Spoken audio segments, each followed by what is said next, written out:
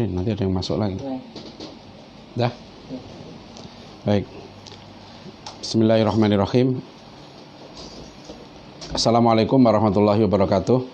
Alhamdulillahirabbil alamin wal mursalin sayyidina Muhammadin wa ala alihi wa sahbihi ajma'in, amma ba'd. Rabbi shrah li sadri wa yassir li amri wahlul 'uqdatam min lisani yafqahu qawli. Hadirin rahimakumullah, alhamdulillah malam hari ini kita masuk sesi keempat ya dalam kajian buku Pendidikan Islam Mewujudkan Generasi Gemilang Menuju Negara Hidayah 2045, dan kita sudah 3 sesi sebelumnya. Saya ingin mereview sedikit. Pada sesi yang pertama kita membahas tentang bagaimana menentukan tujuan pendidikan dan menurunkan tujuan itu dalam bentuk target-target kompetensi ya pada setiap jenjang pendidikan. Tetap berpegang kepada prinsip pendidikan dalam Islam ya. Yang pertama adalah dahulukan adab sebelum ilmu ya. Yang kedua adalah utamakan ilmu yang fardu ain ya, sebelum ilmu fardu kifayah dan ilmu-ilmu yang lain ya, sunnah, mubah dan seterusnya. Itu prinsip kita dalam menyusun itu. Nah, setelah itu susun kurikulum untuk mencapai tujuan itu ya. Bahkan kita bisa menyusun kurikulum ya, mulai dari yang setiap jenjang atau sampai kepada kalau generasi menuju 2045 ya, kita punya waktu untuk menyusun sekitar 25 tahun ya, kurikulum selama 25 tahun itu sudah harus tergambar. Jadi roadmap kita mau melahirkan generasi gemilang. Nah, itu yang saya konsepkan di sini adalah untuk 25 tahun ya.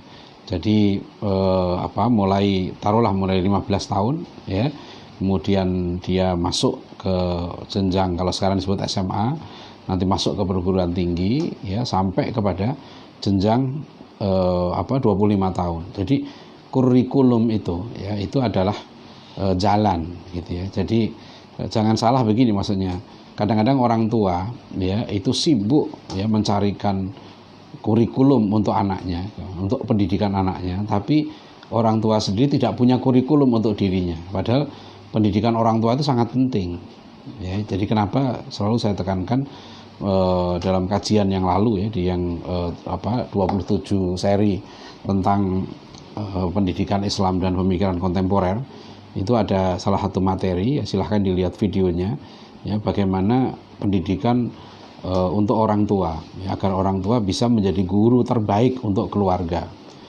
Nah, itu ada kurikulumnya. Jadi kalau tidak ada kurikulumnya, tidak ada roadmap, tidak ada jalan ke depannya, maka orang nanti akan terjadi stagnasi dan pengulangan. Ya, suatu ketika kalau orang tidak punya kurikulum kehidupan ya, tidak ada target untuk meraih kemajuan dalam bidang keilmuan, maka yang terjadi adalah dia akan menjalin rutinitas kehidupan, dan rutinitas itu akan sangat membosankan ya. Itu terasa ya. Saya misalnya ketika pernah menjadi guru biologi ya, pernah menjadi wartawan, itu merasakan bahwa suatu saat dalam hidup kita itu kita akan mengalami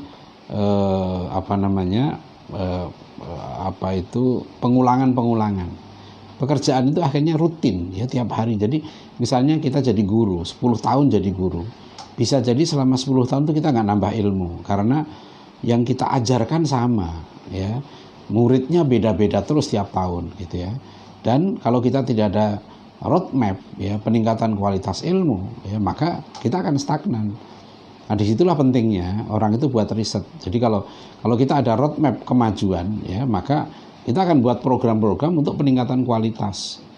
Nah, itu yang di dalam berbagai lembaga pendidikan saya menyarankan setiap guru itu gitu ya, kita harus kita buatkan roadmap keilmuannya.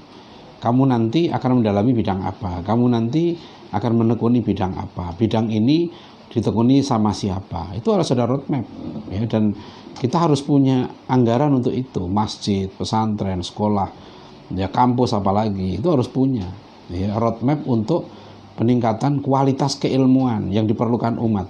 Jadi bukan sekedar tuntutan formalitas ya. Kalau sekarang tuntutan formalitas kampus, dosen minimal S2, S2 harus S3, S3 nanti buat jurnal, buat ini, tapi tuntutan formalitas.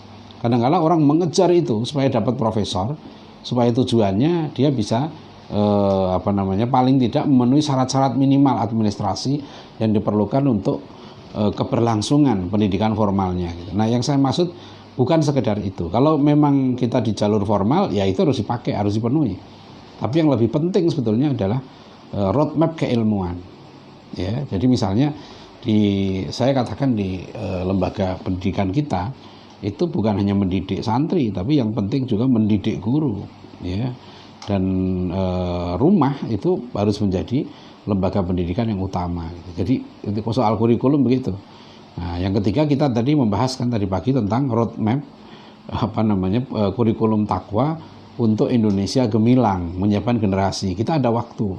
Tadi yang bertanya kenapa kita 2045? Kan 2045 itu 100 tahun Indonesia.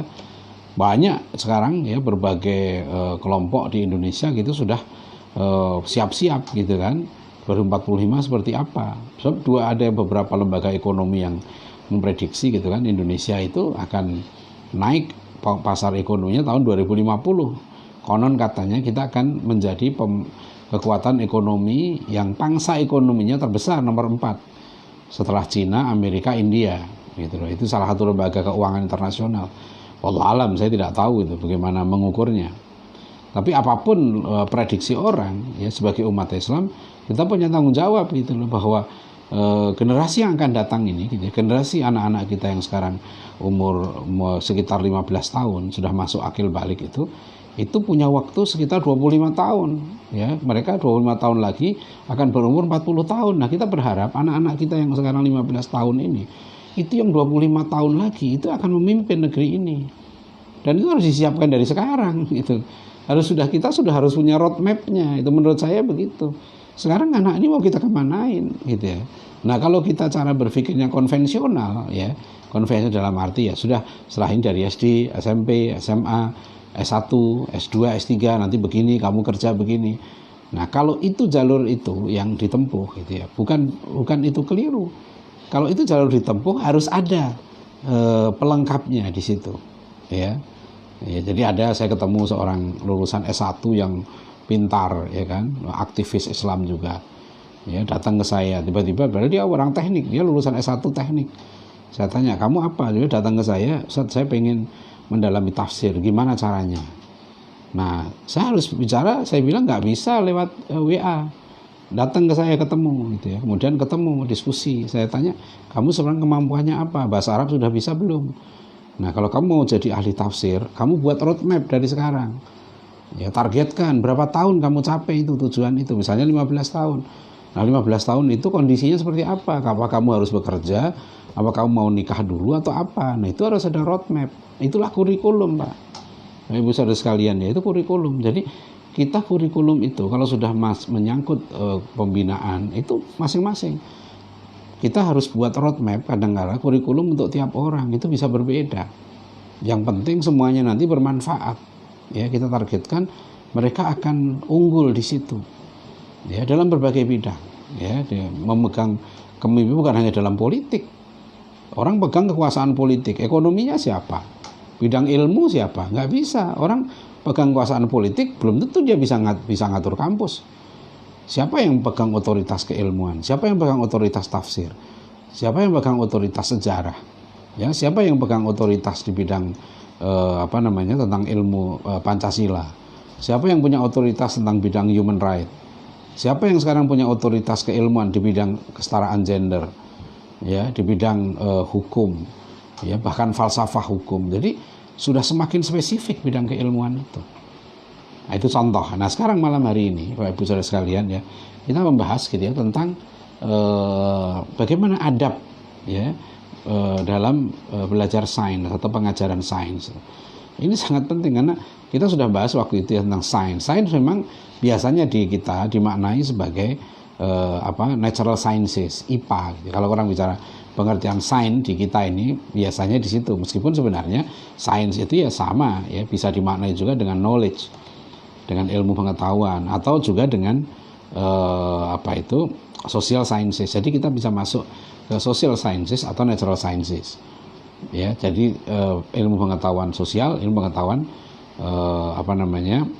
alam gitu. Nah sekarang kalau kita bicara adab, kembali lagi gitu kan, adab itu masuk ya, bagaimana kita right action kata Prof. Nakib Alatas ya, kita punya sikap yang betul ya menyikapi sains. Nah kalau dalam natural sciences ya, dalam ilmu kealaman itu kita berhadapan dengan benda-benda mati, kita sebut gitu ya, istilah benda-benda mati kan. Jadi kita belajar tentang biologi, fisika, kimia ya, tentang sekarang ini ilmu virus gitu ya, kita ilmu bakteri ya, itu kita belajar tentang itu. Bagaimana adabnya ya, adab itu. Saya mungkin malam ini ya kita fokus saja ke natural sciences ini ya, bagaimana kita belajar tentang adab, belajar sains alam, kealaman ini. Nah, yang pertama adalah ya, kita manusia, sebagai manusia itu cara pandang kita harus betul kepada alam ini ya, bahwa yang paling penting ayat alam ini adalah ayat-ayat Allah ya, itu tujuan utamanya. Jadi alam ini adalah ayat-ayat Allah. Wa fil ardi ayatun lil muqinin wa fi anfusikum afala tubsirun. Di bumi ini ada ayat-ayat Allah. Wa fi anfusikum, dan dalam dirimu ya, afala tubsirun, apa kamu tidak melihat ya.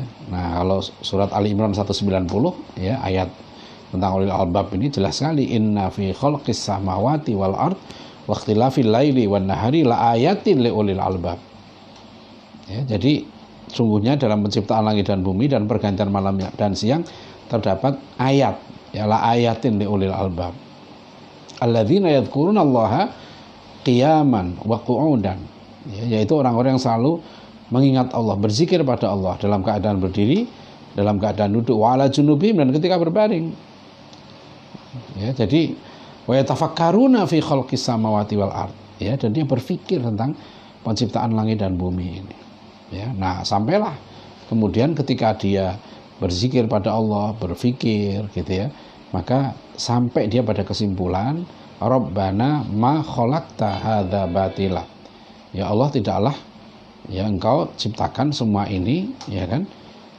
dengan sia-sia ya.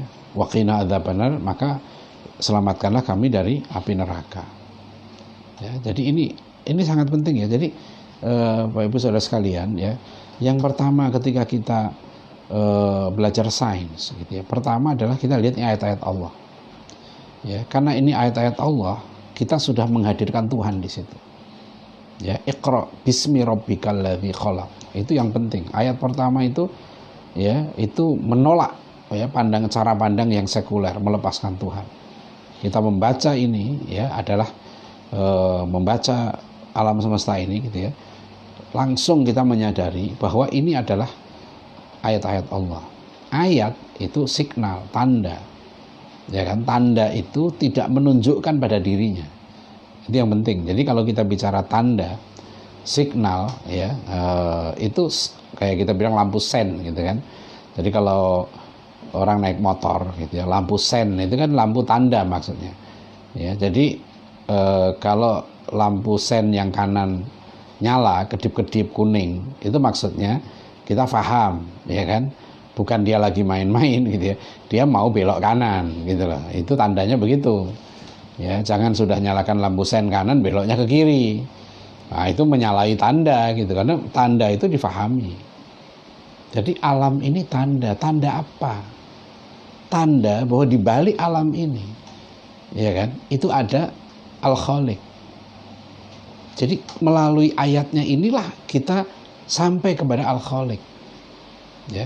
Kalau orang mau berpikir ya, kita mau berpikir tentang alam ini, apa yang kita pikirkan? Coba, bukan hanya sekedar ini cabai ya kan, ini nangka ya, ini kangkung, ini segala macam ya. Itu kalau berhenti pada aspek rasional ya dan indrawi ya, hissi, yang maksus saja, yang terindra, yang sensibel saja, nah kita berada di alam yang sekuler tadi. Tapi kalau itu kita kaitkan dengan ketuhanan ya, bahwa tidak mungkin ya alam yang begitu teratur ini gitu kan, itu ada dengan sendirinya.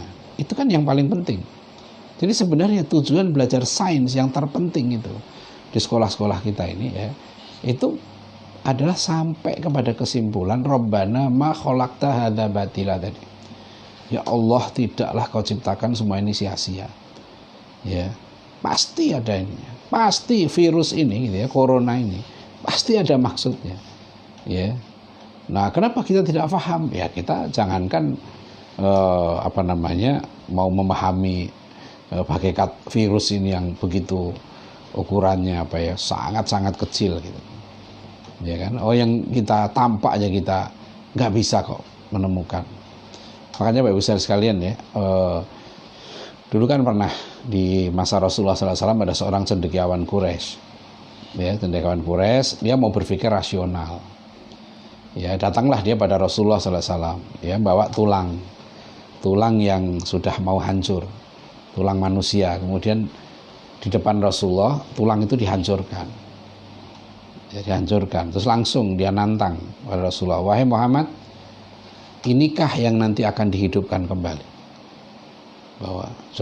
Kalau kita lihat ayat-ayat Makkiyah, ya, kesadaran penting, worldview yang sangat penting yang ditanamkan pada kaum muslimin pada waktu itu adalah bahwa setelah kita di dunia ini ada kehidupan yang abadi, yaitu kehidupan akhirat. Ya, lihat surat Al-Fatihah, Maliki Yaumiddin. Kita sudah langsung diingatkan, ya, Allah itu satu-satunya hakim, ya, di hari pembalasan nanti. Allah adalah raja di hari pembalasan. Ya, jadi kita akan diadili di sana. Itu kalau tidak melalui info dari utusan Allah, kita tidak tahu itu. Dengan akalnya manusia nggak mungkin bisa memahami bahwa setelah mati manusia akan dihidupkan lagi dan nanti, ya kan, akan dihisab amal perbuatan kita di sana. Ya, itu karena diutuslah manusia namanya Muhammad SAW kepada kita untuk mengabarkan itu. Nah, orang Quraisy ini, cendekiawan Quraisy ini datang pada Rasulullah, ya, sok rasional gitu loh. Ya kan, sok rasional. Muhammad ini, ya, tulang dihadapkan Rasulullah, marah, tapi Rasulullah diam. Ya, maka dibimbing oleh Allah dengan surat Yasin ayat 77. Ya, awalam yarol insanu anna khalaqnahu min nutfatin fa idza huwa khasimun mubin wa daraba lana mathalan wa nasiya khalqah qala man yuhyil idzama wa hiya ramim qul, katakan Muhammad, yuhyihal ladzi ansha'aha awwala marrah wa huwa bikulli syai'in alim. Ya, lihat cara Allah hadirin sekalian ya, mengajak manusia berpikir dalam Al-Qur'an. Ya, awalam yarol insanu anna khalaqnahu min nutfatin. Apakah manusia tidak tahu, tidak melihat? Apakah manusia tidak memperhatikan, ya, bahwa kami ciptakan dia dari nutfah? Dia itu manusia dari apa? Menjadi dia seperti ini, manusia seperti ini, asalnya lihat dari mana dia? Dari nutfah itu. Ya kan? Fa idza huwa khasimun mubin, tiba-tiba dia menjadi musuh yang nyata. Wa nasiya khalqah, dia lupa pada penciptaannya. Jadi ada orang yang sok tadi mempertanyakan apakah tulang belulang ini akan dihidupkan, gitu ya. Itu betul-betul, ya, tulang belulang akan dihidupkan, ya. Dijawab oleh Allah dengan cara berpikir, ya. Apa manusia lupa dari mana dia, ya. Kemudian dia menjadi musuh yang nyata. Wa daraba lana mathalan wa nasiya khalqah. Dia mengatakan, qala man yuhyil idzama wa hiya ramim. Siapa yang akan menghidupkan tulang belulang ini? Dan dia sudah hancur. Maka Allah memerintahkan kepada Rasulullah, qul, katakan Muhammad, yuhyihal ladzi ansha'aha awwala marrah. Yang akan menghidupkan tulang belulang itu adalah zat yang pertama kali menghidupkannya. Ya. Dan Allah Maha tahu segala sesuatu. Jadi ada sekalian ya, jadi ini bukan sembarangan. Kenapa ada kan? Hah? Oh, robek. Minta maaf ya. Ini lupa tadi ada sedikit masalah ini di handphone untuk syuting ini ya, lowbat. Mungkin dari sekalian masih berapa lagi? 15%. Hah? 15% masih 15 menit ya. Coba dicari eh, powernya ya, ininya. Ya minta maaf ini, jadi karena tadi kurang perhatikan ini. Jadi begitu ya sekalian. Jadi coba kita perhatikan ya bagaimana cara Allah gitu ya. Jadi kaitannya kan sebetulnya orang logis saja. Gimana sih menghidupkan tulang yang sudah hancur nanti? Masa akan dihidupkan lagi? Kan kalau rasional dong gitu. Nah, kalau kita menghadapi orang seperti ini sekarang begitu orang itu. Lihat para yang dikatakan ilmuwan besar abad ini, ya kan, Stephen Hawking dan lain-lain gitu kok. Akhirnya menyimpulkan alam ini semua mekanis, ya, bergerak dengan sendirinya, gitu kan. Nah, kalau seperti itu, dia coba berpikir, diajaklah berpikir yang kamu itu nggak akan sanggup mikir itu, ya kan? Nggak akan sanggup, karena jangankan mikir begitu, kamu mikir penciptaan kamu tuh dari mana? Coba dari air nutfah, ya kan? Yang air begitu, ya, dari nutfah itu, kok bisa jadi manusia gimana? Ya kan? Dari satu sel bertemu antara spermatozoa dengan ovum, ketemu menjadi zigot nanti menjadi morula, blastula dan seterusnya sampai menjadi janin terus menerus gitu kan, hanya dengan air susu. Emang air susu itu apa? Kok tiba-tiba? Kalau logika aja kan. Kok tiba-tiba dari ibunya hanya minum air susu, ya kan? 6 bulan pertama itu kan susu ASI eksklusif itu misalnya, kok bisa terbentuk tulang, terbentuk pembuluh darah, ya kan? Terbentuk saraf, terbentuk apa itu dari mana? Ya, dari mana itu? Itu kan kalau mau dicek gitu kan nggak masuk akal, ya kan? Nggak ngerti itu. Jadi sama kan yang sering kita bahas ya. Coba kalau kita mau berpikir sedikit saja, ya, kita taruh biji dalam pot, ya, kemudian biji itu biji itu tumbuh, ya, hanya disiram dengan air. Kok tumbuh batang, ranting, daun dan seterusnya gitu ya. Buah dari mana itu? Nah, itu jadi Bapak Ibu saudara sekalian ya, sekali lagi adab mengajarkan sains. Guru sains itu sangat tidak beradab gitu. Kalau mengajarkan fenomena alam ini tanpa mengkaitkan dengan Sang Pencipta itu. Ya, dan tanpa mengarahkan pada kesadaran bahwa tujuan mengajarkan sains yang terpenting adalah manusia sampai pada kesimpulan Rabbana ma khalaqta hadza batila. Ya, jadi seharusnya dia akhirnya tunduk, tujuannya itu yang paling penting. Ya kan? So apa sih sekarang orang belajar? Kalau kita bilang orang belajar sains itu apa yang mau? Mereka kan mau memanfaatkan fenomena alam semesta ini untuk kepentingan manusia, kan itu. Orang belajar hewan, belajar ikan, belajar apa, tujuan manusia itu kan untuk itu, supaya semuanya ini bisa dimanfaatkan untuk kepentingan manusia. Itu yang paling utama, ya. Sekarang ya faktanya, padahal sebetulnya nggak begitu. Adabnya mempelajari semua ini tujuannya adalah untuk itu, ya. Makanya dulu bisa lihat ya, pengajaran sains dalam Islam itu ketika para saintis Muslim dulu tidak pernah terpisahkan. Jadi kalau mereka misalnya belajar biologi, itu ya terkait dengan akidah, terkait juga dengan syariat. Jadi bukan ilmu biologi sendiri gitu ya, ilmu ini sendiri, astronomi sendiri gitu ya. Bukan itu yang pidato Pak Natsir tahun 57 di Konstituante mengkritik ilmu sekuler itu. Science for the sake of science. Ya. Belajar geografi untuk geografi, belajar ini untuk ini. Ya, belajar sejarah untuk sejarah. Bukan itu tujuan utamanya. Kalau kita orang Islam, belajarnya bukan itu. Kita belajar ini untuk apa? Untuk ibadah, untuk menemukan Tuhan. Ya, makanya dalam surat Al-Mulk ayat 10 kan penghuni neraka itu menyesal. Baqalu law kunna nasma'u aw naqilu ma kunna fi ashabis sa'ir.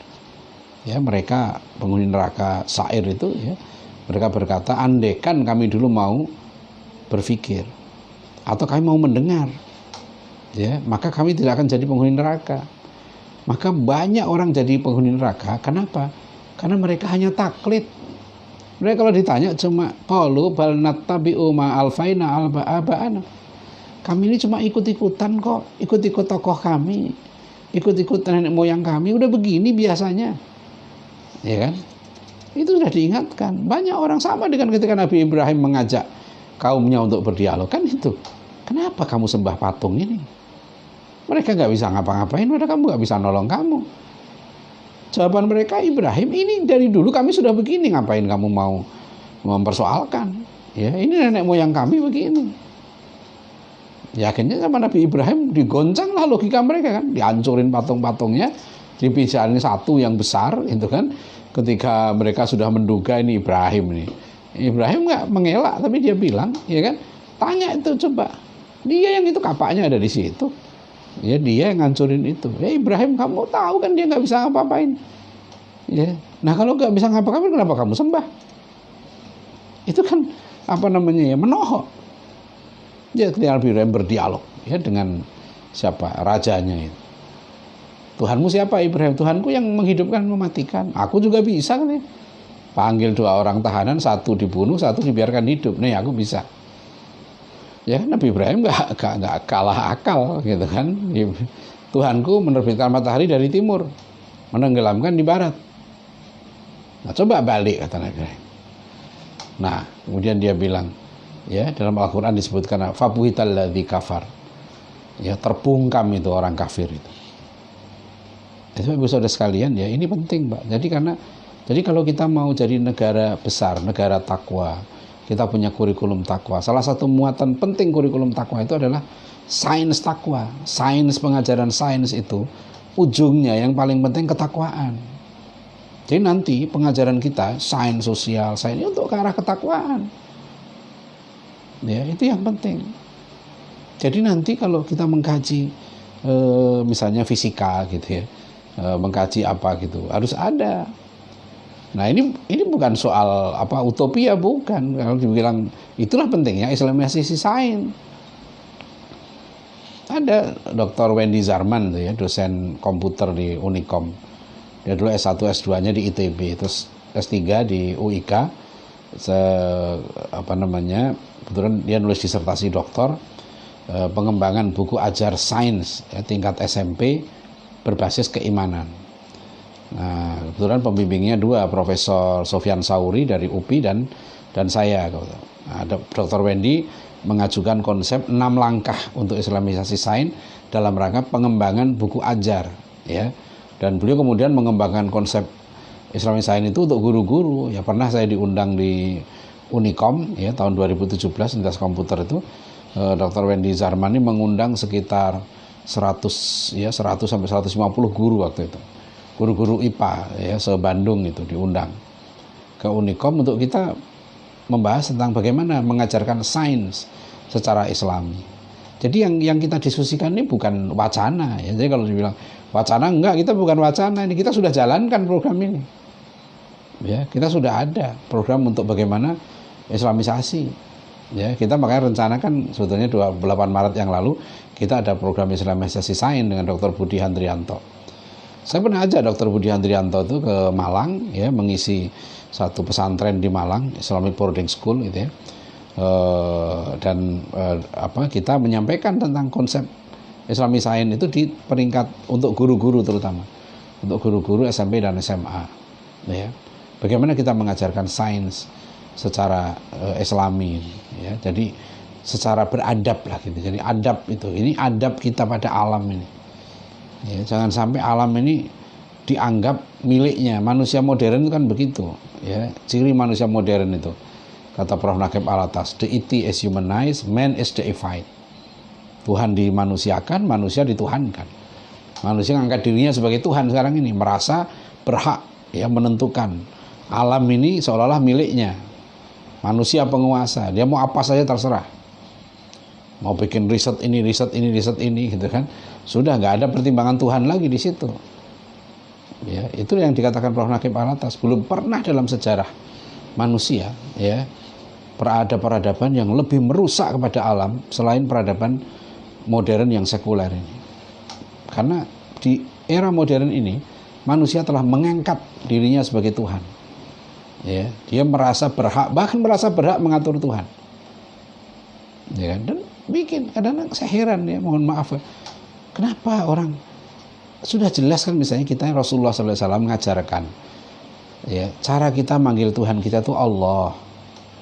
Ya, nggak pernah dalam sejarah umat Islam itu ya mempermainkan kata Allah ini, ya, memperdebatkan. Sudah Tuhan kita namanya Allah. Ya, kita manggil nama-nama Asmaul Husna yang juga sudah diwahyukan. Karena nama Tuhan bukan nama sembarangan. Jadi kalau kita manggil nama Tuhan, ya tentu ya kita memanggil nama sesuai dengan yang Tuhan itu sendiri mengenalkan namanya. Nah, kita orang Muslim, kita sudah mengakui, saya bersaksi tidak ada Tuhan selain Allah, dan saya bersaksi Muhammad itu utusan Allah. Kita ini mengakui loh Nabi Muhammad itu sebagai utusan Allah. Maksudnya apa? Syahadat kita itu untuk apa sih? Artinya kita mengakui ini utusan Tuhan, ya kan? Utusan presiden aja kita perlakukan dengan luar biasa, ya kan? Orang jadi juru bicara presiden aja bangga, jadi utusan presiden itu bangga. Itu kan dihormati, ini utusan Tuhan. Ya. Kok kata-katanya nggak didengar, ya, perilakunya contoh-contoh yang telah diberikan oleh beliau diabaikan. Gimana kita mau bertanggung jawab ya di hadapan Allah nanti di akhirat? Ya, dalam kita beradab kepada utusan Allah SWT itu. Nah, itu kan Rasulullah ngajarkan kita. Ya, jadi jangan kemudian kan tadi saya bicara bagaimana manusia modern ini gitu ya, menganggap dia pemilik alam ini, sudah dia yang berhak ngatur yang terjadi apa, ya kan? Udahlah, kacau balau. Ya, kacau balau, nggak ada lagi. Mereka manusia udah kepentingan masing-masing. Bahkan kalau saya belajar dulu S2 di hubungan internasional, salah satu teori hubungan internasional, misalnya tentang politik luar negeri, karena saya nulis tesis saya tentang pragmatisme politik luar negeri Israel gitu ya. Itu konsep politik luar negeri itu semua berpijak pada national interest. Ya kan? Kepentingan nasionalnya. Yang penting negaranya makmur, negaranya kaya, negaranya ini meskipun harus merugikan orang lain. Ya, ini kan sekarang beredar nih berbagai macam video yang ya saya belum begitu percaya ya. Semakanya saya sekarang kalau terima berita-berita corona ini saya nggak pernah nge-share gitu ya. Kadang-kadang yang beginilah informasi, inilah virus, ini bikinan, inilah biar Allah alam, kita tidak tahu. Ya saya dengerin aja. Oh ya begitu ya, ada yang nanya ini betul apa enggak saat video begini nih. Saya bilang saya nggak tahu betul atau enggak. Ya saya juga nonton, saya lihat aja, oh begitu ya, mungkin saja. Apalagi kalau kita bicara teori konspirasi. Teori konspirasi itu nggak bisa dibuktikan. Dia baru bisa dibuktikan kalau konspiratornya ngaku, ya kan? Ya, seperti buku Economic of a Hitman itu kan. Nah itu, jadi Bapak Ibu Saudara sekalian itu ya, jadi kalau orang sudah tidak beradab pada alam, ya, tidak meletakkan alam ini sebagai makhluk Allah, di mana makhluk Allah ini juga memuji Allah, bertasbih pada Allah. Sabbahalillahi ma fis samawati wal ard. Itu kalau kita memperlakukan alam kita nggak bisa semena-mena, ya nggak bisa kita itu. Jadi kita memperlakukan alam ini ada tuntunannya. Ini makhluk Allah, virus ini makhluk Allah, ya kan? Ini bakteri makhluk Allah. Ya, kita disuruh mengenali, mempelajari itu betul. Nah itu ya, itu ada pertama letakkan. Yang kedua, misalnya dalam memahami alam ini gitu kan, natural sciences ini gitu ya, kita harus ada epistemologinya. Epistemologi ini penting karena di dalam ini sekarang soal virus saja perdebatan itu nggak selesai ini, soal sholat Jumat lah, lockdown lah, dan seterusnya gitu. Nah ini mohon maaf ya, kalau saya perhatikan kita ini dalam ilmu itu ada yang disebut dengan ahlul ilmi, fas'alu ahla dzikri in kuntum la ta'lamun. Ya, tanyalah kepada ahlu zikri, ahlul ilmi. Jadi kalau saya ditanya masalah syariat gitu ya, saya nggak begitu yakin jawaban saya. Ya, saya lempar yang nanya itu kepada sahabat-sahabat saya yang ahli di bidang itu. tolong tanyakan kepada Ustadz ini saya kasih handphonenya.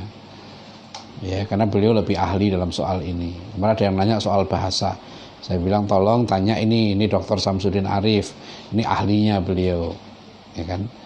Jadi kita ini sekalian dalam soal virus ini ya kita siapa yang kita percaya dalam soal virus ini kan?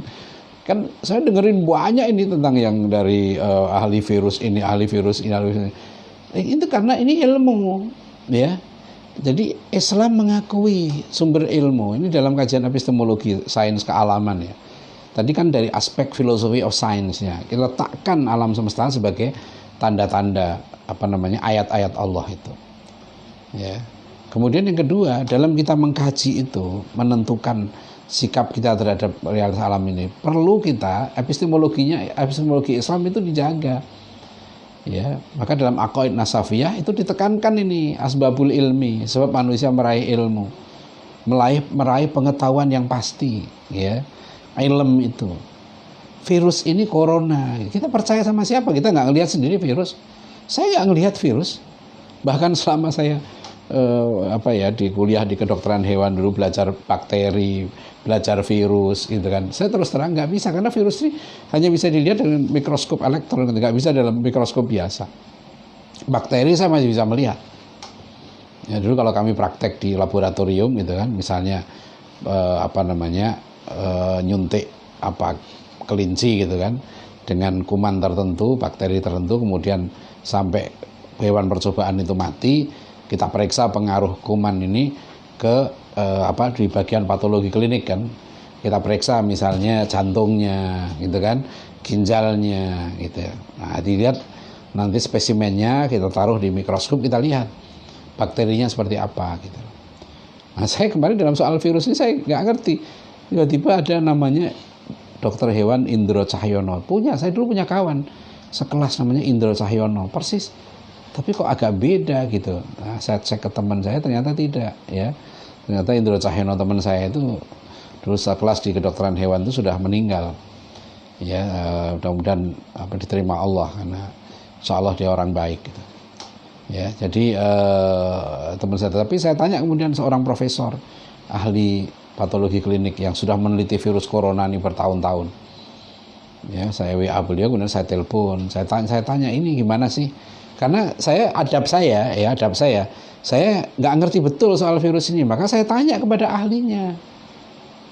Ya, jadi saya lihat sekarang ini kan seorang lockdown nih kan, orang gimana nih bahaya virus ini belum pasti. Ya, kita kan dalam menentukan hukum fikih misalnya kan, kenapa kita nggak boleh sholat Jumat? Ada yang masih bantah itu. Ya, belum dapat bahwa ini bahaya virus ini belum pasti, sedangkan manfaat Jumatnya sudah pasti. Yang belum pasti tidak boleh meninggalkan yang tidak pasti ya. Dipakai kaidah usul. Nah, saya nggak mau mencampuri karena itu juga bukan otoritas saya. Tetapi yang saya dari segi adab ya. Kalau mau begitu sebaiknya gitu ya. Kita itu kalau kita mau misalnya berpendapat tentang virus, ya tanya kepada ahli virusnya. Nah, kemudian ternyata kalau sudah kita tanya, ahli virus juga beda-beda misalnya gitu ya. Nah, di situ berarti ilmu tentang virus corona ini, kalau misalnya ini andekan, kok ahli virus ini mengatakan begini, dia sudah meneliti begini, beda-beda. Mana yang kita ikutin? Ya, penjelasan tentang virus itu. Ya, tapi setelah saya dengarkan dari banyak berbagai penjelasan itu, sepertinya sudah ada hal yang sama gitu ya. Yang ini yang saya lihat ini sama nih, hampir semuanya ahli itu. Nah, saya kemudian berpikir ini bisa dipegang sudah. Virus ini karakternya begini. Begitu, Pak. Jadi kalau kita mau memahami, sebab nanti itu penting menyikapi realitas kan, menentukan sejauh mana bahaya virus ini itu berdampak kepada ibadah.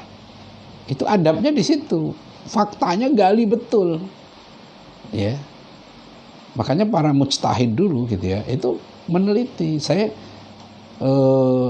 melihat bagaimana prosesnya Imam Syafi'i rahimahullah sampai beliau memutuskan bahwa najis anjing itu, najisnya itu seluruh badannya. Ya. Ketika basah. Ya, itu najis tuh, bukan hanya mulutnya, bukan hanya air liurnya gitu kan.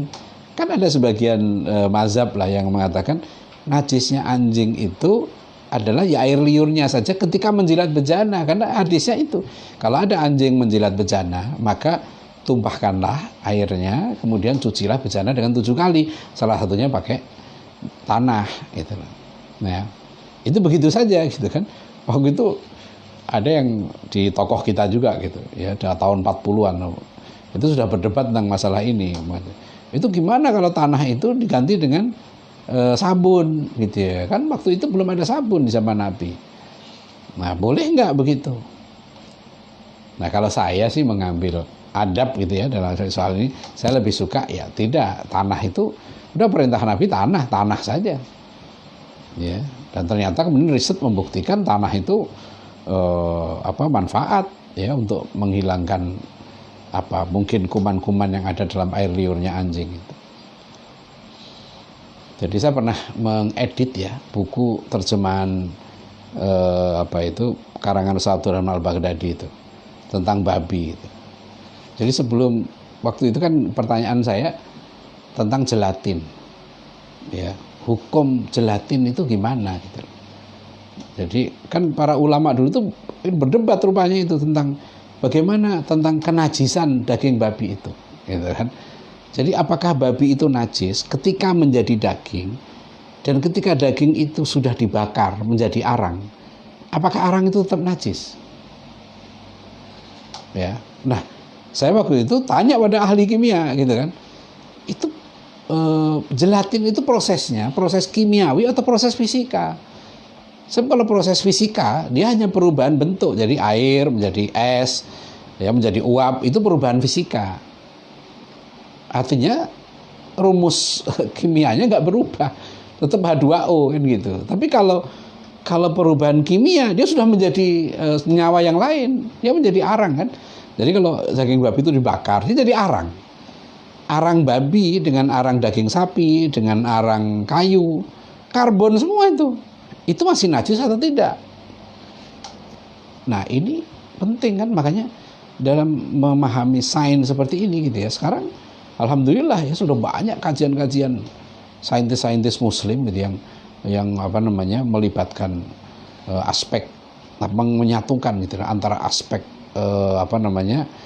fisika ya, maksudnya aspek indrawi gitu ya, dan aspek-aspek yang sifatnya batini. Kan sekarang beredar, saya banyak menerima video dari seorang dokter syekh itu ya, seorang dokter ahli yang dari Mesir. Rupanya dia juga seorang ulama. Dia dokter ulama juga. Kan ada videonya yang tentang corona itu, ya kan, tentang virus corona itu. Bahkan saya menerima video itu dari ada yang seorang profesor juga ngirim video itu ke saya gitu. Ya, ada dari mana-mana, dari grup WA itu ada berapa yang saya terima itu. Saya tonton tuh video itu, menarik juga, seorang syekh yang dokter, dia menjelaskan tentang virus corona, tapi juga langsung dikaitkan dengan aspek ilahiyah itu. Dan penjelasan beliau yang menarik adalah bagaimana perspektif kita tentang kematian. Jadi sekarang Bapak sekalian ya, dalam memahami corona ini, kalau kita meletakkan corona dalam worldview sekuler ya, maka yang tampak adalah bahwa kematian itu suatu yang mengerikan.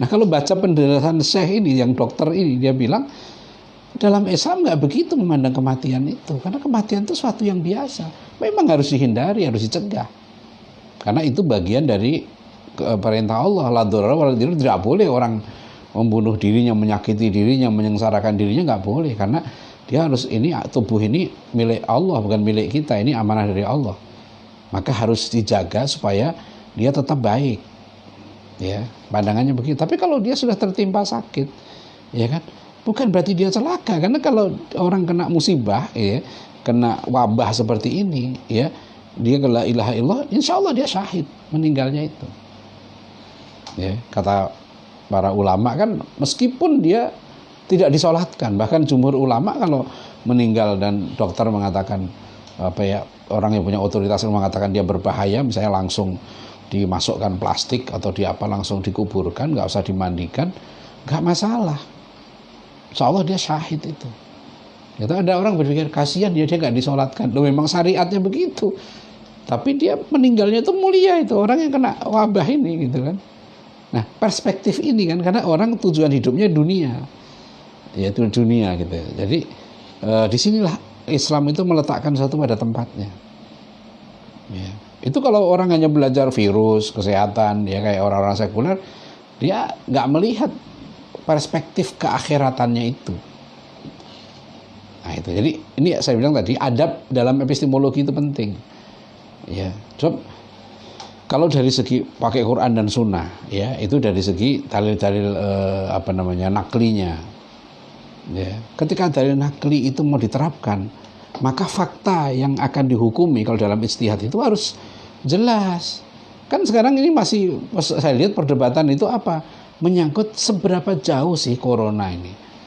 Ya kan? Kalau kita dengar penjelasan dari Gubernur DKI, ya itu kan ini sangat gawat gitu kan. Ini sangat gawat, dan itu beliau ngomong begitu bukan karena beliau sendiri, karena memang para dokter gitu ya mengatakan begitu, dan itu juga fakta di berbagai negara. Ya, di negara memang begitu. Italia, Spanyol yang bisa dikatakan sistem kesehatannya sangat modern itu kalang kabut menghadapi serangan corona ini gitu. Nah, sekarang tadi ada satu negara di mana ada guyonan di Afrika, di satu negara Burundi atau mana gitu. Karena sekarang di negara itu nggak ditemukan satu pun virus corona. Kemudian Menteri Kesehatannya ditanya kenapa? Ya sederhana, karena kayak nggak punya alat untuk ngetes katanya. Jadi di negara itu nggak ada satupun corona. Ditanya kenapa Anda hebat sekali negara Anda nggak ada satupun laporan corona. Dia bilang ya kami nggak punya alat untuk ngetes itu. Ya karena nggak tahu kan ini yang mati corona apa nggak tahu sudah gitu. Nah jadi sekalian itu ya. Jadi dalam epistemologi itu gunakan akal ya, gunakan indera, tapi juga pendekatan wahyu itu integral. Itu adabnya begitu. Jadi jangan terlalu ke indrawi ya. Jadi kalau kita sekarang mau membersihkan virus begini segala macam, langsung ya imbau itu Pak Gubernur, Pak Presiden Jokowi gitu. Jangan lupa berdoalah terus pada Allah, tinggalkan maksiat, tinggalkan kemusyrikan gitu loh. Ya kita dekatkan diri pada Allah, itu loh mestinya ya kan imbauannya gitu. Ya di rumah ngapain sekarang gitu loh. Ya, sekarang ini ya. Jadi jangan pendekatannya hanya materialistik, scientific materialistik, sekularistik gitu ya. Ya, bukan apa-apa Pak, kasihan karena ini ibadah. Ini kan tujuan dikasih virus ini apa? Supaya manusia itu semakin dekat dengan Allah. Itu yang paling penting, bukan pada sembuhnya itu sendiri. Hidup manusia yang paling penting itu tujuannya untuk ibadah. Dikasih virus sepatutnya gitu ya, bangsa kita ini semakin taat, semakin takwa. Ini bagian dari pendidikan ketakwaan ini sebetulnya virus ini. Virus corona ini gitu kan, menjadi takwa dengan corona, kira-kira begitu. Jadi kalau sudah dikasih corona, dikasih gempa, dikasih longsor, dikasih banjir gitu ya, enggak dekat-dekat juga dengan Allah. Tambah berani, tambah durhaka. Terus mau dikasih apa lagi? Kan gitu ya kan. Nah ini kan tujuannya itu. Karena semua ini sudah ketentuan Allah. Maka seimbangkan. Ada lagi yang berbeda. Udah pokoknya masa kita takut sama virus gitu ya, jangan begitu. Kalau menurut saya itu tidak adil ya, pendekatan begitu itu kurang komprehensif itu. Ada kan siapa yang bilang ya, saya terima juga begitu. Udah sama virus saya takut. Gak usah takut, ini bukan soal takut. Ini ahlul ilmi mengatakan ini benda ini, makhluk ini berbahaya, merusak kehidupan manusia, dampaknya begini-begini. Nah kita percaya pada ahlul ilmi itu. Makanya itu bisa menjadi sebab untuk perubahan ya dalam aplikasi ya syariatnya itu kan. Nah, sudah itu ya di situ ya. Kemudian adab lagi gitu ya dalam soal sains ini tadi kan cara mandangnya, nah kemudian aksiologinya ya, kemanfaatan dari sains itu ya, itu kita harus milih-milih mana mengutamakan, mana sih yang wajib, mana yang yang ini fardu kifayah ini belajar ini dan seterusnya. Jadi jangan sampai belajar sains ini keliru ya, keliru adab ya, porsinya ya. Dia misalnya saya bilang kemampuan otaknya itu 900 misalnya gitu kan, cerdas betul. Nah, dia sudah mempelajari satu bidang sains, kedokteran kah atau apa. Kemudian saya ambil contoh praktis saja, ya kan. Saya pernah tanya pada seorang pekerja minyak ya di teman di Qatar. Waktu saya di Qatar itu diundang ke sana, saya tanya, Anda kalau bekerja di Qatar ini, perusahaan gas ini, Anda perlu ilmu baru lagi enggak? Enggak. Jadi apa? Ilmu saya sudah cukup, bahkan seperlimanya. Ilmu saya tentang gas ini, tentang minyak ini di Indonesia, waktu saya bekerja di Qatar ini, yang dipakai hanya seperlimanya. Tapi gajinya 5 kali lipatnya. Jadi Anda nggak perlu belajar ilmu baru lagi, nggak perlu. Jadi sekarang kerjaan Anda apa? Saya bilang, ya dari rumah ke kantor, udah begitu rutin. Gitu kan. Kemudian ya dia dapat usaha, alhamdulillah banyak bantu dakwah, bantu orang-orang tidak mampu untuk menghidupi keluarganya, hidup secara layak dan seterusnya. Ya orang-orang soleh. Ya, waktu itu saya bilang, sayang ini kalau ada begini.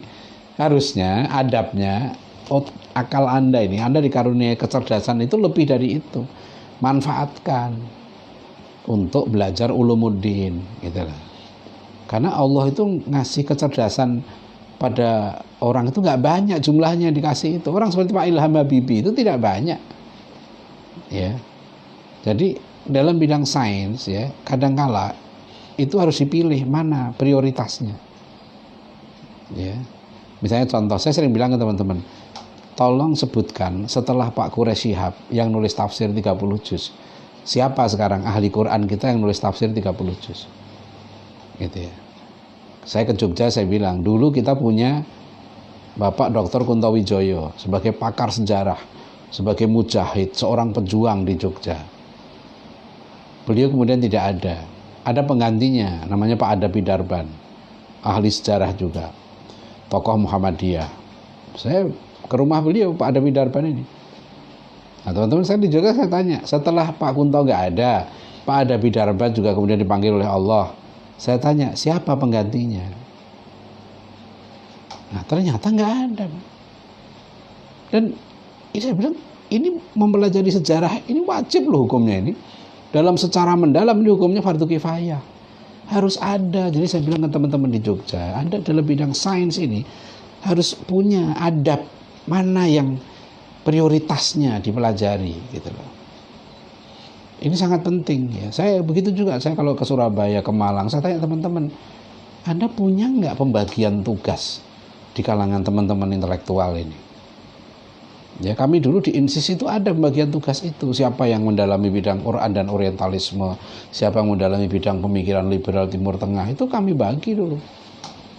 Ya, siapa yang bagian hadis, siapa yang bagian ini. Sebab kita ini berjuang sekarang menghadapi tantangan pemikiran modern ini harus membentuk soft pemikiran. Karena sekarang kita diserang ya, berbagai pikiran itu dari berbagai bidang keilmuan. Kita harus siapkan. Alhamdulillah ketika kemudian Dewan Dakwah punya kerjasama dengan Basnas untuk kaderisasi ulama, mulailah kita sekarang ini. Alhamdulillah kita sudah melahirkan banyak sekarang. Dokter-dokter bidang sejarah kita sekarang sudah ada beberapa, sekitar 5-6 orang. Ya, itu sudah masih kurang itu. Paling enggak saya ingin ada 100 dokter bidang sejarah yang pejuang. Ya, paling enggak kita punya beberapa dokter bidang tafsir ya Al-Qur'an yang mampu menulis tafsir. Ya, tafsir yang unggul. Jadi kita punya ahli syariah yang mampu untuk menghasilkan karya-karya ilmiah dan punya kepedulian tinggi terhadap aplikasi syariah itu. Kita cukup banyak sekarang. Nah, ini yang sekarang perlu ditata. Tugas tokoh-tokoh Islam lah sebetulnya sekarang ini menata itu. Ya, ini termasuk menurut saya adab nih dalam belajar sains. Ya, karena sekarang ini biasanya yang pinter-pinter itu sekarang masih sama ini. Mindsetnya anak-anak pinter di tingkat SMA itu masih sama. Dia kalau nggak masuk ke kedokteran, masuk ke IT, masuk ke akuntansi. Ya, sekarang ini sebagian masuk ke ulumuddin juga ya, tapi mereka orientasinya ke Madinah ya, ke Al-Azhar dan seterusnya. Bapak-Ibu sekalian, nah itulah ya, waktunya ternyata sudah lewat ya, jam 9 ya. Jadi Ada yang tanya nggak? Ada. Kita coba beberapa ya. Kalau ini nanti kalau nggak cukup kita cari waktu lain. Ya, nggak terasa kalau saya ngomong, minta maaf. Semangat. Jadi saya simpulkan aja Pak Ibu saudara sekalian ya, bahwa ini pentingnya ya, kalau kita mau kurikulum takwa tadi menuju Indonesia gemilang, melahirkan generasi gemilang, itu pengajaran sainsnya, maksudnya materi ajar sainsnya itu juga harus sejalan gitu ya. Jangan tujuannya kurikulumnya begini tapi nanti materi ajarnya nggak sejalan dengan mengarahkan pada ketakwaan, itu nggak akan terwujud itu generasi gemilang itu. Ya, makasih. Assalamualaikum warahmatullahi wabarakatuh. Ya, silakan ada yang nanya. Yang pertama dari saudara Amrullah dari sini. Ya, Amrullah luar biasa. Ya, silakan. Assalamualaikum Ustaz. Waalaikumsalam. Saya izin bertanya, bagaimana menurut Ustaz adab santri online atau penyimak dalam kuliah online seperti ini? Apakah juga harus duduk bersila menghadap ke kiblat dan punya wudhu dan juga adab-adab yang lain? Terima kasih Ustaz. Ya, seharusnya begitu. Seharusnya memang namanya adab ya, karena paling enggak siapkan jiwa raga kita untuk menerima ilmu. Berwudu ya, siapkan wudu lebih baik ya, apalagi bisa menghadap kiblat. Nah, tentu tapi kalau itu ya enggak apa-apa. Cuma yang paling penting tadi itu ya, niat ya, adab. Saya ceritakan bagaimana seorang Bung Hatta gitu. Saya dengar aja nih katanya, kalau Bung Hatta masuk ke perpustakaan rumahnya meskipun tidak ada orang, dia sendirian, dia menghormati buku ya. Ada seorang senior saya di Dewan Dakwah Islamiyah Indonesia, seorang yang menurut saya luar biasa, seorang yang sangat ikhlas, umurnya udah 70 tahun, berjuang berpuluh tahun, betul-betul saya tahu hidupnya mengabdikan diri pada perjuangan Islam gitu. Suatu saat dia cerita, ini ada pada kitab ya, contoh ini, beliau cerita bahwa suatu ketika beliau itu sudah berpuluh tahun ya, kitabnya sejak pulang dari kuliah di Arab Saudi, berpuluh tahun kitabnya itu gak pernah dipegang, masih di kardus karena saking sibuknya berdakwah, gak sempet gitu ya, mutolaah kitab itu. Suatu ketika beliau itu bawa kitabnya itu ke fotokopi gitu. Akhirnya tukang fotokopi itu cerita ya, bahwa dia mendengar ada yang menangis itu dari tempat dari tempat kitab itu. Allah alam, dia orang ini masya Allah ya, entah nggak tahu siapa gitu, tapi dia merasa bersalah gitu loh, kok iya ya, saya kok kitab saya ini saya telantarkan berpuluh tahun. Nah, itu bagian dari adab ya, adab kita menelaah jangan ditelantarkan ya kan. Memang ini semua makhluk Allah ya, tadi kalau kita bicara sains ya, ini makhluk Allah itu sabbahalillahi ma fis samawati wal ard ya. Nah dulu lagunya Taufik Ismail itu yang dinyanyikan Chrisye itu kan surat Yasin ayat 65. Orang dulu susah kan memahami ya, al yauma nakhtimu ala afahim wa tukallimuna aydihim wa tasyhadu arjuluhum bima kanu yaksibun. Di hari akhir nanti ya, mulut dikunci ya kan, tangan bicara, kaki menjadi saksi. Mungkin dulu orang susah memahami. Sekarang kita sudah dengan sains teknologi sekarang, kita sudah seperti ditunjukkan oleh Allah bahwa tangan itu bisa bicara. Bahkan mungkin sekarang tangan kita lebih banyak bicara daripada mulut kita. Ya kan? Karena kita nekan tombol gitu kan. Dengan nekan tombol itu yang bicara siapa? Tangan itu. Ya. Nah itu Nah, dulu nggak terfikir kan, kok bisa gitu loh tangan bicara. Sekarang tangan kita udah bicara, apalagi di akhirat ya. Jadi ini kita tidak tahu ya, ilmu kita ya, sedikit demi sedikit itu semakin dibuka oleh Allah. Jadi penting sekali. Terima kasih ya Mas Amrullah untuk mengingatkan kita semua ini supaya menjaga adab ya dalam belajar, termasuk ketika belajar online begini ya. Makasih. Yang berikutnya dari saudari Nazilatul Rahmah dari Sumeneb juga, ingin bertanya mengenai adab dalam menyampaikan ilmu yang salah, yaitu tentang manipulasi sejarah seperti Barat menjajah Indonesia hanya mengambil rempah-rempah saja, dan juga mengenai terhapusnya sejarah kekejaman PKI di kurikulum. Apakah siswa tidak layak mendapat kisah tersebut? Terima kasih. Ya harus dilengkapi. Itu kan tidak betul, karena memang penjajah itu ya gold, gospel, and glory. Harus disampaikan faktanya. Kita jangan memanipulasi. Ya, tetapi dengan kebijakan boleh saja sejarah itu tidak tentu harus semuanya disampaikan. Kan itu namanya kebijakan, wisdom. Ya, boleh kita ada fakta tertentu yang kita tunda. Tidak semua. Kan namanya kurikulum tuh di situ. Ya. Jadi kalau orang sepinter apapun kita masukkan dalam perpustakaan, suruh baca semua buku sejarah, dia keluar perpustakaan bisa gila. Ya, karena tidak diberikan kurikulum, tidak diberikan tingkatan-tingkatan, jenjang-jenjang. Diberikan pemahaman-pemahaman secara bertahap gitu. Nah, itulah fungsi guru. Makanya kan kata Imam Syafi'i, lantanal ilma illa bisitatin. Kamu gak akan dapat ilmu kecuali dengan 6 hal. Salah satunya wa irsadi ustadzin, pembimbingan guru. Nah, dalam sejarah itu penting di situ. Fakta pembantaian, ya kan? PKI kepada umat Islam. Itu harus disampaikan supaya orang paham bahwa ini loh yang terjadi. Ya. Saya kira begitu ya.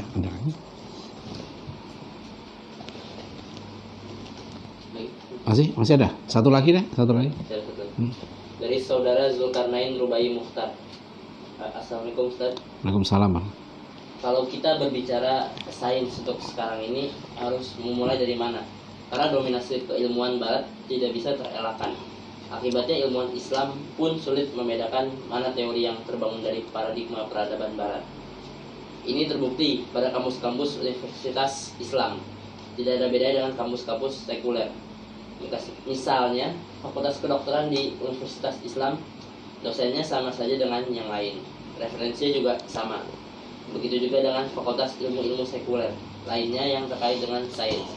Lalu, bagaimana melakukan Islamisasi sains itu, Ustaz? Mohon arahannya. Mohon dijelaskan, Ustaz, langkah-langkah Islamisasi sains.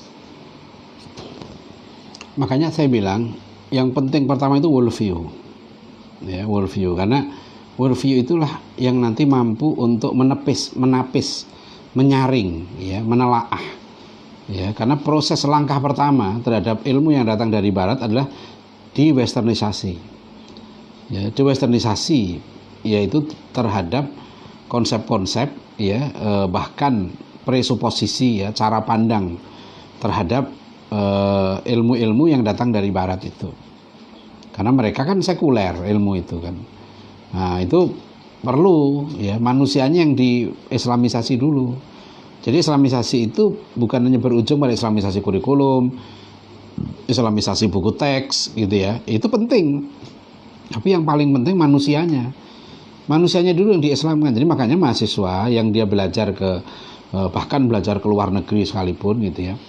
Itu perlu untuk dia menguasai worldview dulu. Jadi jangan sekarang ini sudah kita nggak bisa lepas dimanapun, bukan hanya di kita, di Saudi, di mana-mana di seluruh dunia Islam. Ini fakta sekarang memang Barat tuh menghegemoni seluruh bidang ilmu pengetahuan. Ya, sama lah kayak sekarang virus. Kita susah kan? Kita coba menghindar virus dari mana? Kan ini pemikiran juga virus. Ya, virus sifatnya gitu. Wabah juga. Apa yang kemudian kita lakukan pertama, yang paling penting kan mengurangi kan interaksi, ya kan, sosial distancing, jaga jarak. Itu seharusnya juga terapkan juga pada keilmuan tuh.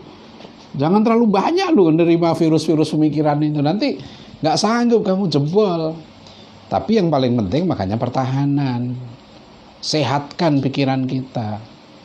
Makanya saya sarankan kan kenapa saya tiap pagi saya menulis tiap hari menulis artikel di pojok 1000 artikel Adian Husaini itu, karena tujuannya itu supaya punya imunitas kita terhadap pemikiran. Jadi tahu pemikiran begini-begini gitu. Jadi kita mau masuk ke area gitu ya, ke kampus yang kita sudah tahu ini begini-begini, ya kan? Siapkan imunitasnya. Kamu kuat gak ngadepin itu? Harus selalu diskusi, ya. Nah, makanya saya bilang sejak SMA, ya. Makanya kalau kami contohkan apa yang sudah kami lakukan di At-Taqwa ini kan. Di At-Taqwa ini misalnya 6 tahun kita bagi 3 jenjang, ya kan? Jenjang karena 6 semester. Ya, kita buat 3 jenjang itu, jenjang SMP, SMA, jenjang perguruan tinggi. Kalau di luar perguruan tinggi dalam arti kualitasnya gitu ya. Karena SMA itu kami pandang itu sudah pendidikan tinggi. Dia sudah orang dewasa di situ, maka dia dididik dengan keilmuan. Makanya di SMA di At-Taqwa ini kita beri nama Pristek. Ya, pesantren untuk mengkaji pemikiran dan peradaban Islam. Karena itu yang paling penting, worldview-nya, cara berpikirnya itu. Itu jangan diremehkan. Nah, mohon maaf akhirnya kami memang gitu ya, terus terang karena mengambil jalur non formal, kami tidak mengejar untuk santri kami itu bisa diterima di kedokteran UI, di kedokteran itu saya bilang sudah banyak yang ke sana. Insya Allah teman-teman yang lain ya sudah banyak yang berlomba-lomba ke sana. Yang kami sekarang lakukan adalah ya membangun fondasi berpikir. Apakah nanti anak-anaknya ada yang kedokteran? Insya Allah kami pun punya rencana, kami sudah punya MOU dengan satu universitas yang ada kedokterannya. Tapi saya ingin anak kita nanti kalau dia masuk kedokteran gitu ya, kuliah di kedokteran, dia basicnya sudah kuat cara berpikirnya. Itu yang kita lakukan. Yang penting itu sebelum kita bisa membuat nih model ya fakultas kedokteran yang betul-betul Islami itu. Sebelum itu kita lakukan, yang harus kita cetak dulu manusianya kan. Manusia yang faham ilmu kedokteran, manusia yang faham ulumuddin dengan baik. Itulah nanti yang bisa melakukan Islamisasi di fakultas kedokteran. Itu jadi strateginya seperti itu. Nah, siapa tadi? Rubai ya. Nah, itu. Jadi begitu strateginya sekarang ini. Jadi memang disiapkan sejak dini cara berpikirnya. Nah, ini yang kami siapkan di sini supaya worldview-nya kuat. Dia tahu betul mana. Ini yang disampaikan oleh Prof. Naqib Alatas. Di era sekarang kita belajar Shiratal Mustaqim, Al-Maktub dan Ad-Dhalin itu harus simultan. Ya, kita harus tahu mana yang lurus, mana yang bengkok. Kita harus tahu mana jalan yang Shiratal Mustaqim, jalan yang sekaligus harus tahu mana yang dimurkai Allah, mana yang sesat. Contohnya ini, jangan ke sini, jangan ke sini. Ya, karena ilmu-ilmu ini yang keliru ini sudah masuk. Ya.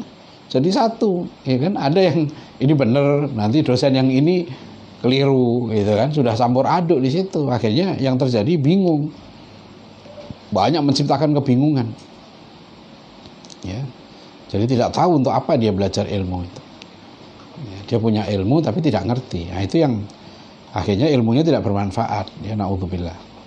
Jadi begitu ya. Jadi kalau kita menghadapi tantangan hegemoni Barat, sekuler, liberal dalam bidang sains ini gitu ya. Apa yang harus kita lakukan? Ya kan? Pertama tadi itu, siapkan ilmuwan-ilmuwan muslim yang punya bidangnya. Itu yang dulu kalau di Istak, Prof. Alatas menyiapkan satu program namanya Islamic Science. Dan alhamdulillah sekarang di UIK pun kita sudah punya. Ada beberapa dokter ya, mahasiswa saya itu yang lulus dokter pendidikan Islam dan dia dokter itu sudah 3 orang sudah dari dokter. Jadi memang dia medical dokter. Ada dokter spesialis anestesi. Malah sekarang ada yang sedang bimbingan dengan saya. Dia sudah profesor bidang ilmu pangan. Seorang ibu-ibu, umurnya udah di atas 60 tahun. Ya, dia peneliti bidang pangan, sudah guru besar. Sekarang ngambil pendidikan Islam lagi. Nah, dia lagi nulis disertasi doktor tentang pendidikan makan menurut Rasulullah. Dia teliti karena itu bidang beliau. Ini juga bagian dari usaha kita nih untuk melahirkan ilmuwan-ilmuwan muslim gitu ya, yang mampu berpikir tadi, integral tadi. Memadukan antara konsep wahyu gitu ya, sumber ilmu dari wahyu, sumber ilmu yang empiris dan sumber ilmu yang rasional tadi. Ilmu yang rasional, empiris atau revealed knowledge, ilmu wahyu. Itu ya, insya Allah ya, kalau kita sudah punya kemampuan seperti itu, nanti bukan banyak ilmuwan-ilmuwan muslim. Saya lihat sekarang ini sudah mulai ya terjadi kan di bidang arsitektur. Kita ada dosen Solo UMS yang bagus ya, memberikan kursus-kursus online bahkan tentang arsitektur Islami ya. Itu siapa itu namanya, Andika Saputra, itu juga sudah mulai ya. Kita bergerak terus saja ya. Kita bukan anti barat ya, jangan lupa. Umat Islam dari dulu, Rasulullah tidak pernah dididik anti-antian. Oh, dari barat tolak, enggak. Kita akui kemajuan dari barat itu, kemajuan dari Cina, kemajuan ilmu dari India, kita terima ya, tapi letakkan dalam kerangka worldview Islam ya. Jadi demikian Bapak Ibu Saudara sekalian ya, adab kita ya. Jadi adab itu bukan kita tolak semuanya gitu, enggak gitu ya. Kita mana yang manfaat, mana yang benar ya, tidak bertentangan dengan ajaran Islam, itu benar secara faktual, ya, berdasarkan indrawi, benar. Ilmu virus itu kan virus itu nggak kenal agama, betul gitu kan, nggak kenal ini. Jadi siapapun yang neliti, ya kan, kita terima itu, kita percaya kalau memang dia objektif, ya nanti kan kita uji penelitian dia dengan penelitian yang lain tentang virus, ya itu, ya baik. Demikian ya, ini silahkan dibaca sendiri. Kalau di buku ini ada itu ya, khusus babnya tentang ini pengajaran sejarah sains di Indonesia. Ada juga adab dalam pengajaran sains, ya. Itu ada babnya khusus, maka saya gabung. Ini kan ada 23 topik atau 24 topik bahasan di buku ini. Jadi saya singkat jadi 10 tentang sains ini sendiri. Nanti ada tentang salah satu adab belajar sains tadi yang belum kita bahas adalah tentang sejarahnya, tapi silahkan dibaca sendiri. Ya, kita dalam belajar sains ini harus tahu sejarah sains. Jangan sampai tiba-tiba kita belajar sains nggak ngerti bahwa konsep optik ini ternyata yang berjasa besar itu adalah Ibnu Haytham.